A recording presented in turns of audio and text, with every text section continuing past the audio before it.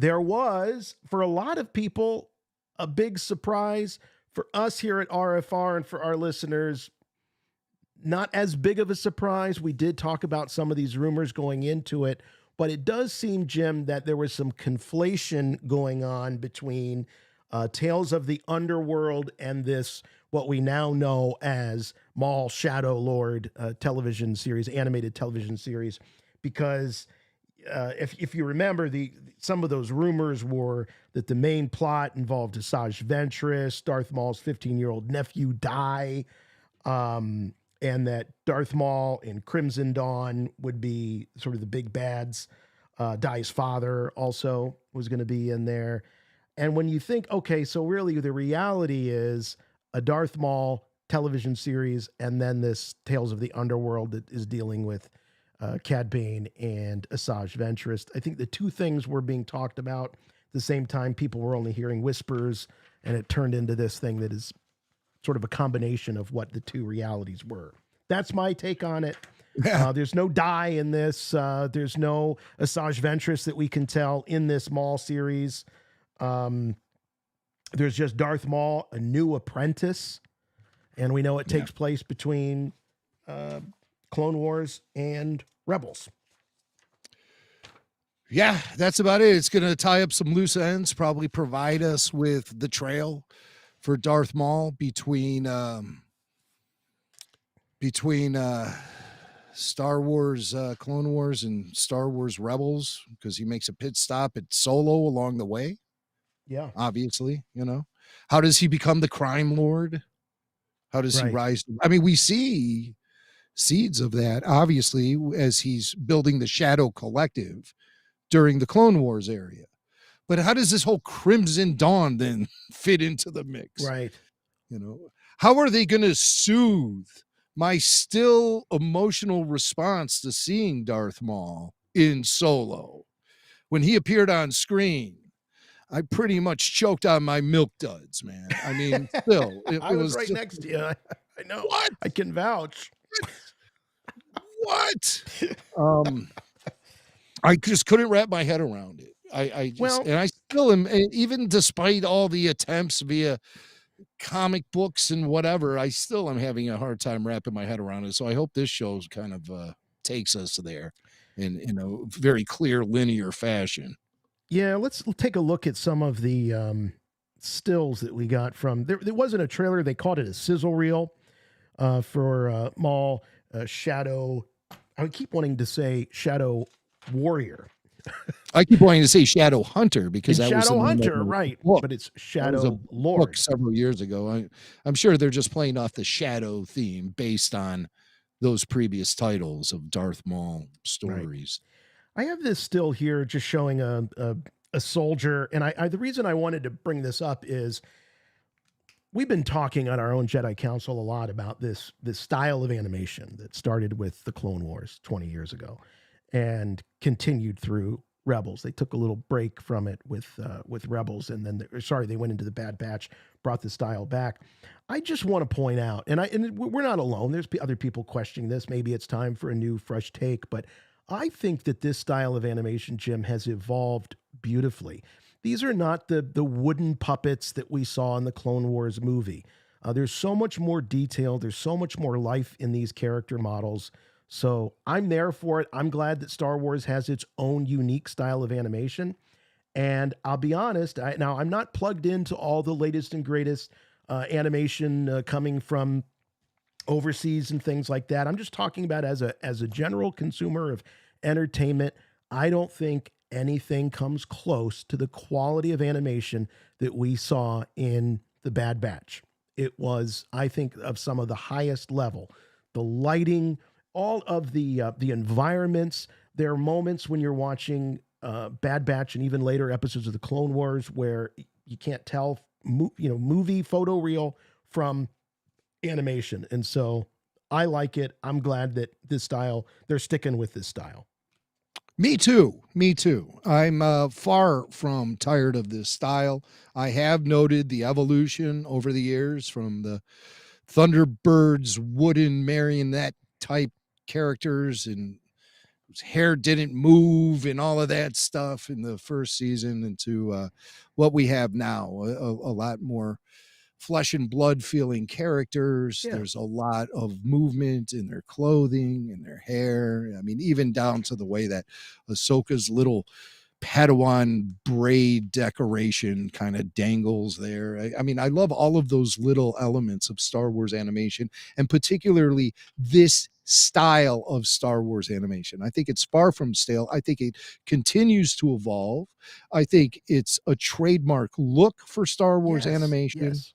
And I want them to keep building on what they started with the Clone Wars movie in season 1. So, yeah, I have absolutely no problem with this. I'm a big fan of this type of animation. You really don't see it anywhere else. No. You know, that's the other thing. If this was like dime a dozen kind of production, then I'd be like, yeah, maybe it is time to do something different.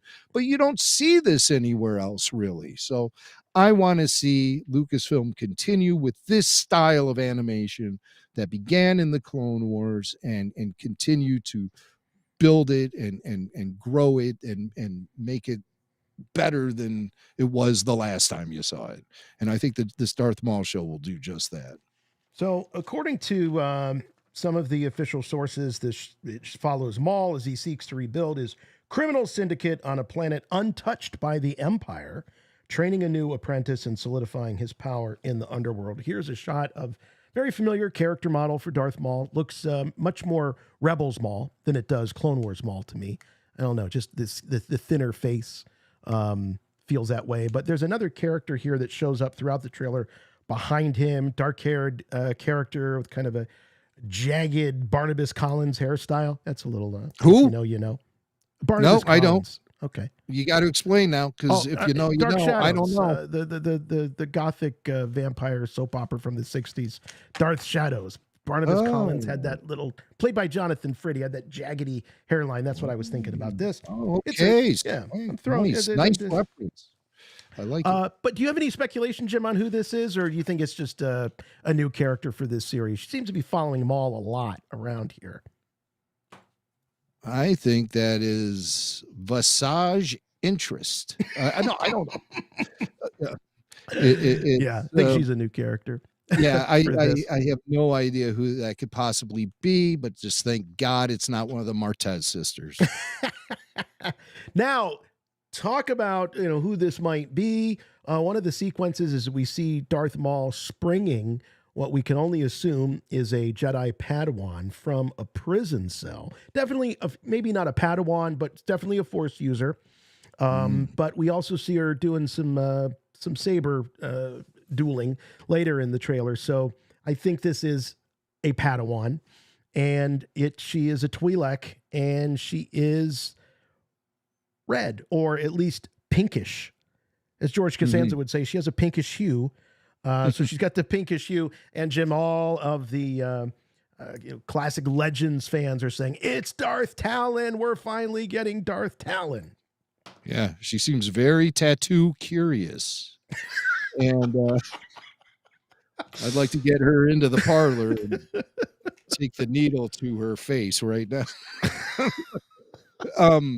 Yeah, Darth Talon could be, maybe. We know George was playing around with the idea of bringing Darth Talon into his concept for the Star Wars sequel trilogy.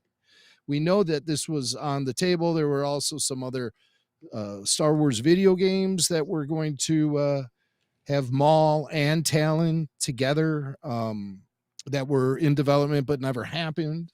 There could be some elements of Star Wars Underworld, the abandoned TV show, being brought into play here as well.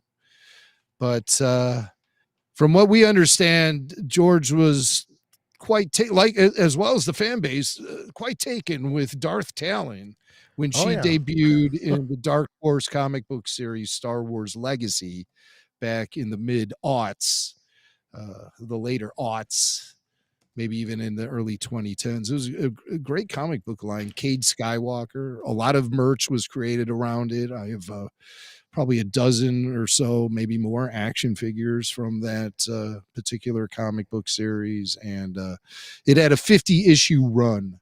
And I think you can access them all on the Marvel Unlimited app I nowadays. do, All the I, Dark d- I Horse do. Sorry, Jim. I do want to interrupt. We've got an ID on this character, according to the oh, who's folks in the this? chat. This is Rook Who's Cast from season 7 of Clone Wars. So she was a Mandalorian that worked with Maul, and uh, when he was um, putting that Shadow Collective together. any So relation to Jodo Cast? This is probably stuff we talked about on a round table 3 or 4 years ago. Yeah, Shadow Vanessa Collective, Marshall was the Super voice. Commando. She's one of those super commandos. She's a Maldalorian. Ah, And she was imprisoned by Sith on Stygian Prime. Cast and Commando Gar Saxon freed Maul and brought him to the Shadow Collective base on Zanbar. So that's a story told via the comic books, how Darth Maul escaped from. Remember, the last time we see him in the Clone Wars, he gets imprisoned by Palpatine. right. His brother Savage Opress gets killed, and then Palpatine gives the Sith lightning to Darth Maul in a very extreme way, and he gets imprisoned. His story is then told about how he escapes from prison. It's told via a Dark Horse comic book series. And apparently the series was based on actual screenplays written for the Clone Wars. So it's almost canon. It's like canon as you can get. It was a series called Son of Dathomir. Ah, And the first issue of that miniseries opens with that sequence with um, Rook Cast and Gar Saxon mhm. rescuing Darth Maul. So maybe this will come into play in the Darth Maul animated series. I really think they should fill in that blank. I don't think something as important of a situation happening to a character and a character's destiny should be just regulated to a comic book story. And if a screenplay was already written, maybe it's going to be restructured for the Darth Maul show and retold with, or even just a flashback, Yeah, something, yeah. something that shows how this Rook Cast character has earned the right to stand at Darth Maul's side to begin with. And then, of course, explain the all important question: how did he escape Palpatine's clutches? So we have to see that in I some way. hope so. I would Yeah, hate for that just to be another thread. Well, I guess they milk the Darth Maul character quite often. He sure. is an easy. I shouldn't say easy. He's a targeted villain, and he's used because he's insanely popular. He's instantly recognizable. He's got brand, but he's not Darth Vader, So they can't overly use Darth Vader, Right. but they can use Darth Maul because there's still a gap, but that gap just keeps getting tighter and tighter and tighter to where, it's one thing to have a character that's bookended. We know where they start, we know where they end, but there's all this room to play in getting them there. And I just feel like with Maul, that gap is getting smaller and smaller and smaller, and down to what, maybe like a decade of Darth Well, Maul, or 5 years. I don't know what it is, that of yeah. stories to tell. I'm certainly not crapping on this. I mean, I'm going to be there for it, and we'll be doing after shows and all of that.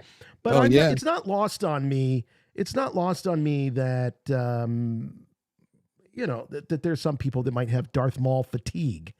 We've talked Oh, about Mandalorian fatigue. yeah.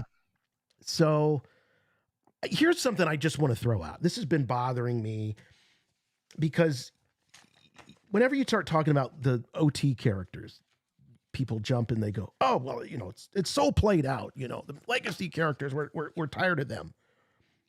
When you think about the screen time that original trilogy characters have had Mm, compared to Clone Wars era and even Rebels era characters have had, it's doesn't a compare. tiny yeah, it doesn't Yeah, even compare different doesn't planets. even compare. So I don't understand how the OT characters are played out and Yeah. these new projects won't take him on. But No yet we've kidding, got man. time for another Darth Maul show. No kidding, man. Is that not the truest statement I've ever heard? Yeah, played out. You know, I'm still waiting for my Aunt Beru standalone stories. Where the hell are they? Right. Don't tell me she's been played out. Jeez. So yeah, that's a very, very accurate and well-schooled statement. I think great observation. Well, this still from the sizzle reel. This I think does back up the Darth Talon claims, because this is sure classic Darth Talon. Sorry about the clarity for obvious reasons, but yeah, right. I think you can tell that this is. I think this is going to be Talon. It'll be interesting if they use the same name or if they just base the character on Talon. Filoni's no stranger to dipping into the trunk of characters from the legends and things like that. Oh no, not at all. God, I mean, Grand Admiral Thrawn, ring any bells? You know, he even brought back Rook, the Nogri from the Heir to the Empire. Yeah, Filoni he'll dive in head first to some of these expanded universe stories and their characters if the opportunity presents itself to him. So I like this. I like everything about it. You know, sure, Darth Maul has seen a lot of screen time and a lot of attention has been paid to him, but there are wide open gaps in his story right now because they've jumped around so much in telling it. So I just would feel very satisfied and fulfilled as a fan if they actually do complete some of those story threads, considering Darth Maul, and help soothe my angst from that solo experience that I still am suffering from. The emotional scars of that run so deep. I just couldn't. I mean, it really felt like they just put a bunch of pictures of characters on a dartboard and someone threw a dart. And who'd you hit? Yeah. Oh, I got Mac Darth looked Maul. over. All right, it's Darth Maul. It is. He looked over at me when the credits were rolling on that solo move, and he's like, "This has left me scarred." That's true. I was so upset. Do you have any more screen grabs? Yeah. So here's a female Mandalorian. Yeah, female Mandalorian. This could be Rook cast with the helmet on. And I thought this was interesting. Darth Maul putting a double-bladed lightsaber together. I feel like it's been some time since we've seen him with the double-bladed saber. He's holding the saber, and we knew that his old one could disconnect and make two sabers if he wanted to. Right? Is that correct? Am I correct in saying that, or was he forced because his saber was cut in half and he had? Yeah, oh look, I got two sabers now. I could be, I don't know if I'm hallucinating, but I feel like we haven't seen Maul with a double-bladed saber since Phantom Menace. I feel like he's always had just the single. In the Clone Wars, in the animated show, yeah, and in Rebels, he didn't have the. I could have sworn he did in Clone Wars. Well, maybe he did. Yeah, well, it feels good. It's just good to see him with it again because it felt very Phantom Menace-y. Yeah, it's such an important part of his character. You know. And here's Merrick. Jim, remember Merrick? Yeah. Sure, the green fart. Yeah. Merrick. So, you know, when we get to the point where we're talking about this show every week, I don't want people talking about who is Merrick, because we know actually what Merrick is. But boy, there he is in this Darth Maul series. So, wow, yeah, all of them. Inquisitors all around. Yeah. I just sent you a text. Don't worry about that for now. Okay. Next, I see it. Yeah. I didn't mean to send it, but. Yeah. Well, you know, if that becomes the case, you just give me the sign. But I think we should go back to the phones here, and let's talk to David. David from Boston. He wants to talk about Maul and the possibility of this Shadow Lord series. Hey, David, welcome back to RFR. Hey, David. Chut, guys. Chut. How you doing? Yeah, representing for the BARF today. So this one surprised me. I had no idea that we were going to be getting a Maul show. And it's funny, you guys, especially for whatever reason, the more and more I see Solo, the more and more I enjoy that movie. Mm-hmm. For whatever reason, L3 drives me nuts, but she ends up in the Millennium Falcon's guidance system, so that's good. Yeah. But I'm always fascinated by. Well, I think it'd be nice to see maybe the tie-ins we might get with that Solo time period there. Maybe see Drayden Voss again, Kira, or what other directions that they might go off in. But one thing I'm excited about, probably more so, is just that Star Wars animation is continuing, because it's really upheld its quality throughout all the shows, and it just seems to be getting better and better. The visuals you'd mentioned before, how cinematic it looks, and I'm really looking forward to see what direction this is going to go in. Yeah, I am too. There are a lot of people that are saying that this is going to fill those gaps when it comes to the Solo and the characters and the situations that we saw in Solo. I don't know. Here's why I don't think so, is because it feels to me like Dave, and not that, I know Dave is he's not the showrunner of the show or anything like that, but this is all Filoni. This is definitely all Filoni. He still runs the show there at Lucasfilm Animation. He's running the show when it comes to really all the Star Wars storytelling from a 50,000-foot view. And he's got his favorites, and he's got his favorite eras. And I just don't see this as being any kind of prequel to Solo. I think that it's going to be a lot of Clone Wars characters. I think it's going to be a lot of stuff that, we're already seeing Marek, which is right out of Ahsoka. This is, I think, this is Dave Filoni's action figure carrying case. That's what this show is going to be. So, yeah. I don't know. Dryden Voss, it might be. Showrunner is? Yeah, it's Athena, isn't it? Yeah. Athena Portillo. It's Portillo. I always thought it was Portillo too. Oh, it's Portillo. Okay. Yeah, So this through is the whole weekend, I'm noting they're saying Portillo. And I'm like, damn, I know I've introduced her on stage before. Did I say Portillo back then? When you and me were stage hosts back in 2015. We had her on our stage. Oh, she's VP of animation production there. Oh, yeah. She's gone way up the flagpole since we last encountered her. I mean, she started she's a very nice person. In 2008 with Clone Wars, and she's been involved in pretty much everything that they've done. And, I've seen her name on Star Wars pinball machines, for crying out loud. Wow. Yeah. Wow. So yeah, she's a player. That's for darn sure. But David, thanks a lot for the call. We're definitely looking forward to more about the Maul series and all of that. And let's see, do we have any audio about? We do have some audio.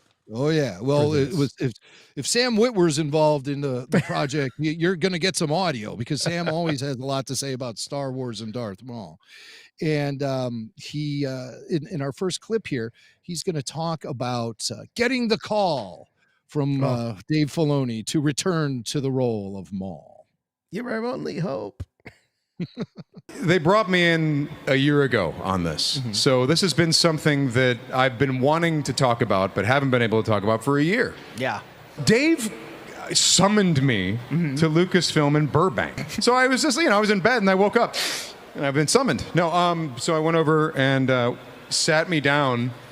And Dave, he just kind of like without any fanfare, he goes, okay, so we're doing a Maul show. And here's the thing about the Maul show. You got to remember, and you're like, what's the first part you just said? Yeah. He just started telling me about it. And what was really cool for me was that, there were moments when we were working on Maul for the other shows. Yes. And I would come up with an idea. And Dave would, this happened twice, where I'd come up with an idea. What if this happened with Maul? And he says, yeah, that kind of detail, it's not really Maul's show, so you can't really do that. Oh. And he said that twice. I had another idea, and he's like, yeah, with that kind of detail, that's not really Maul's show, so you can't really do that. So we're doing those types of things because this is Maul's show. I just had no thought. Yeah. And it never occurred to me that that's what he was thinking. When he said it's not Maul's show, I just took it as, well, yeah, this is about Ahsoka right now, and this is about that, so we're not going to do this. But I guess he was thinking long term or hinting or tormenting me or something. Yeah. Yeah. So he says, Witwer's throwing all these, and I'm almost positive Sam is talking about when they were shooting season 7 of Clone Wars, which came out, when did that come out? 2020?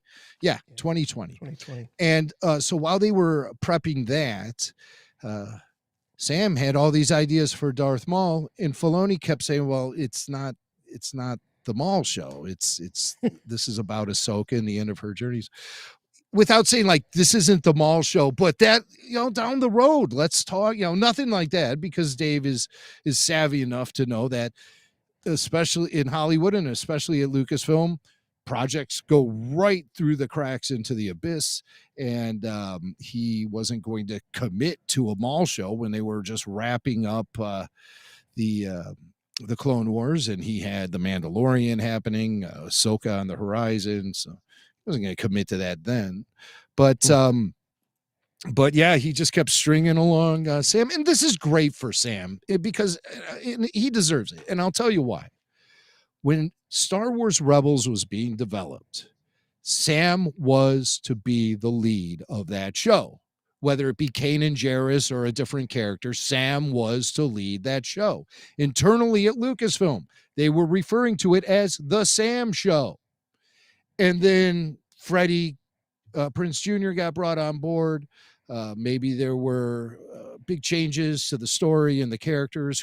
I don't know all of those details, but Sam was let go, and he was obviously disappointed, if not devastated. And that's just a good lesson to all you kids out there. Don't burn bridges. Right. Don't burn bridges, because sooner or later it might come back to reward you. Lucasfilm definitely likes Sam Witwer a lot. They respect his knowledge of Star Wars. If you've ever heard any of those film commentary tracks we did with Sam, you know that his knowledge of Star Wars is vast and impressive. And he has a great way of articulating his thoughts about Star Wars. It's almost like you just want to be around the guy when he starts talking about the wars. And so they're definitely respecting that and bringing Sam back and making good on that Star Wars Rebels role that he was promised and never got. So he deserves his moment in the spotlight as the lead of his own Star Wars show. I can't think of anybody else who would deserve that more. Sam definitely knows a lot about Star Wars. We talked about Athena Portillo. Portillo. And she is someone who really spearheaded this entire project. And she talks a little bit about Sam, too, in this next clip. Sam Witwer's involvement in the show has been pristine, so I'm very excited about him being able to review the scripts and provide input and all of that as well. So Dave Filoni and Sam created the character for animation, and so it's very important to hear his thoughts as well for the character depth. So very excited about that. Yeah. So big props to Star Wars YouTube for bathing the stage in red light as Sam and Athena are. Yeah, that was a nice touch. Very clever, good production. Hats off to you guys. Look at her. She looks as Sithy as you can be with the red lighting on her. Hey, Athena Portillo. It's Portillo. I want to go back to the phones because we've got somebody calling in from Japan right now. All right, let's who would love to talk about Maul. So almost 4 a.m. out there. Yeah, so we want to make sure that we get him on. Sorry about the oversight. Thanks for your patience. Ronan Unchained is joining us. So Ronan, you're there in Japan for Celebration, and were you at the Maul panel by chance?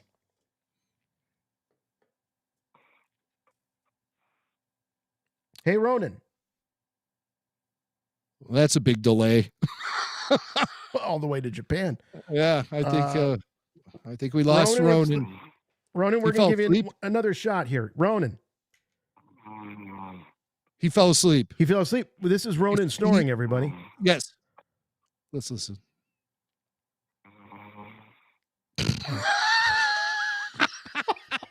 This is great. Look at Tyler. Look at Tyler took the call. Dude, I am sorry. I don't know how I missed that very end where you wrote, pick this one. It's all good. we missed it. Bless him. He is. Let's hear him snore a little more. Okay.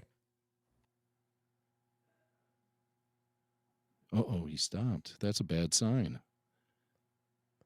All right. Well, whatever. There it was. There he went back. All right, Ronan, we're sorry, man. And Ronan, I mean, we didn't get much out of any conversation with you, but you might want to get that sleep apnea looked at. You know, it's bad for your blood pressure and everything. So. Oh Lord! So that's All Ronan. right. If Ronan calls back, let us know. If it's, go ahead and text me or whatever, and we'll jump on it. You know, it's funny that this happens while we're talking about Sam Witwer and those film commentaries, because I did this to you and Sam once, if you recall. That's I right. fell asleep during one sure of those. Did. You just hear Sam say, "Is he asleep?"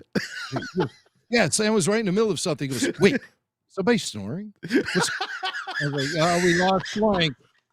Those were the days Sam when would go on. You know, Sam would go on, and those were we were doing like late night recording sessions back in the day.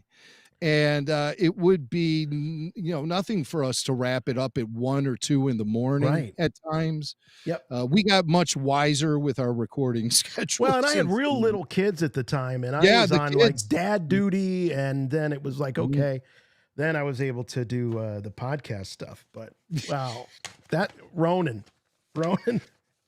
say he's that's the caller of the week right there. Ronan from Japan. Out cold. Like I said, it's almost 4 a.m. out there. So, right. Damn. And he's had a busy day 2 days walking around the convention center, trying to figure out what that says in Japanese, what this says in Japanese. So if Ronan calls back, we'll hear from him. But wow, that was a great RFR debut. And, I hope the rest of our audience isn't also snoring. Now I just have this mental picture of the entire audience out cold, sleeping. Are they still busy in the chat? Yeah. Okay. Good. Yeah. So some people are awake enough to type. I think we got one more from Sam, right? Yeah. So we talked a little bit about Sam, how he's getting his second shot here at starring in a Star Wars animated show. But I really liked what Athena was saying in that last clip about how Sam is actually going to be a little more hands-on with this project. He's got a voice at the table. He's going to be reviewing scripts, so he might have a producer credit in this show. That's certainly not a bad thing. Sam is, like, as we've been saying, extraordinarily knowledgeable. He gets Star Wars. And not like you hear people, getting Star Wars. J.J. Abrams gets Star Wars or whatever. This guy really gets it.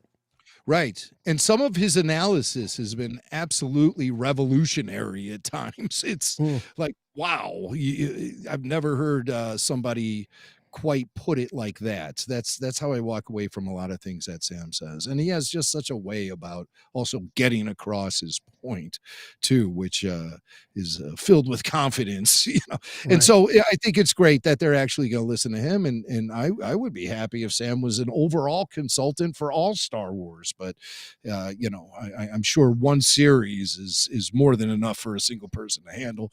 And Sam, of course, will be starring in it, and he has some details about some specifics about the series and what we can expect. We have kind of a dream team on this, We got Maddie. Yes, Matt McNevitz. Who's writing? He's our head writer. Yeah, he's our head writer. He's Love writing that. incredible stories, and I love what he's crafting because we learn some different things about this character. He's got some different traits that you wouldn't necessarily think he has that make perfect sense from what he's been through. Yeah. It takes place, what is it, about a year after the Clone Wars? Yeah. Oh, okay. Yeah, he's dusting himself off a little bit. Ahsoka kicked him to the curb. That wasn't nice. And yeah, so you know, we get to really explore that, and then Brad Rao coming off the Bad Batch, which is just he's brilliant. Those two names, man, they sold me. I thought Bad Batch writing was phenomenal. The character stuff, the dialogue. Yeah, we had some issues with sort of the overall arc of the story. We thought it might be playing out on a grander stage and all of that. But man, Matt Michnovitz and Brad Rao, two great quality Star Wars writers. That has me real excited. And with this series happening right on the tails, essentially, of Bad Batch, because Bad Batch really covered 1 or 2 years following the Clone Wars. Yeah. And this is said to happen a year after the Clone Wars. So it's going to be in similar territory as the Bad Batch story was being told. I don't know if we're going to see any crossover. You know, Omega was still pretty young. We had that epilogue in the last episode of the Bad Batch that showed she had grown up and she was going off to join the rebellion. But immediately following the events of Bad Batch, it seemed like the Batchers had all pretty much hung their hats up and they were going to lay low on that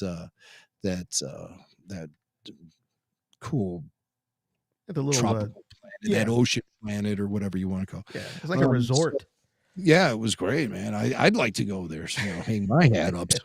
But so that's what's going on. So I don't anticipate too much crossover between Bad Batch and Maul Shadow Lord, but I do anticipate some Clone Wars crossover. Yeah. And what do you think about the Solo stuff? I think people are really, like our caller from Boston was saying, you know, can we get, he wasn't exactly saying, can we get a Solo prequel, but kind of like, all right, the things that we need to know in the lead up, at least in terms of Crimson Dawn and all that.